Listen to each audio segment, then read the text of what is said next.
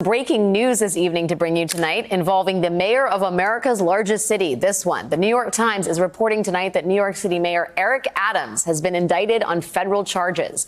NBC News has not independently verified that report, and the Times reports that those charges remain sealed as of this evening. So we do not know what those charges are and what they include or do not include. Joining me now is MSNBC legal correspondent Lisa Rubin. Lisa, if you could, for people outside of New York City and even in New York City, could you put into perspective the sort of wide circle of indictment and investigation that surrounds the mayor of our fair city? So, Alex, tonight we're only aware of one indictment, and so far the New York Times is reporting that only Mayor Eric Adams is the subject of that indictment. But as you just noted, the last several months have been swirling with rumors of multiple investigations surrounding New York's Mayor Eric Adams and others in his closest circles. That includes former police commissioner Edward Caban. It includes schools chancellor David Banks, who announced yesterday his intent to retire in December. It includes Deputy Mayor Sheena Wright, who is also the chancellor's partner, and multiple other city hall aides, campaign aides, and people who are associated with those folks, including brothers, for example, of the former police commissioner and of the school's chancellor. So there are multiple ongoing investigations. Our colleague at WNBC, John Dienst, had a report last night where he indicated that there are at least 5, 6, or 7 different investigations involving the mayor.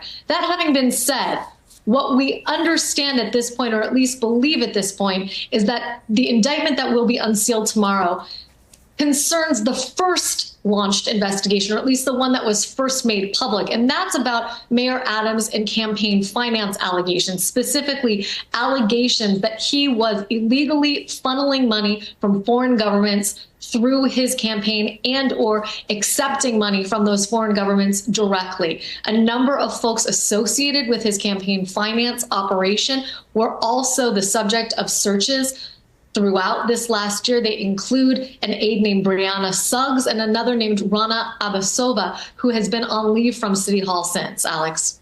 Can you talk a little bit about the degree to which federal investigators have been circling around the mayor himself? I mean, this is, if you've been paying attention to New York City politics, you know that his phones were seized. I mean, we have been leading up to this moment. And I think if you were watching closely, when you saw the circle widen and then tighten around Eric Adams, the fact that the mayor's phones were seized was an indication that he was going to be at the center of this.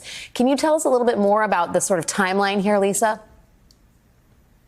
Well, the mayor's phones were seized, Alex, several months ago. And then, of course, while there was silence about the mayor himself, that's when the Fed started closing in on other people close to the mayor, serving either search warrants or subpoenas on some of the people that I just mentioned.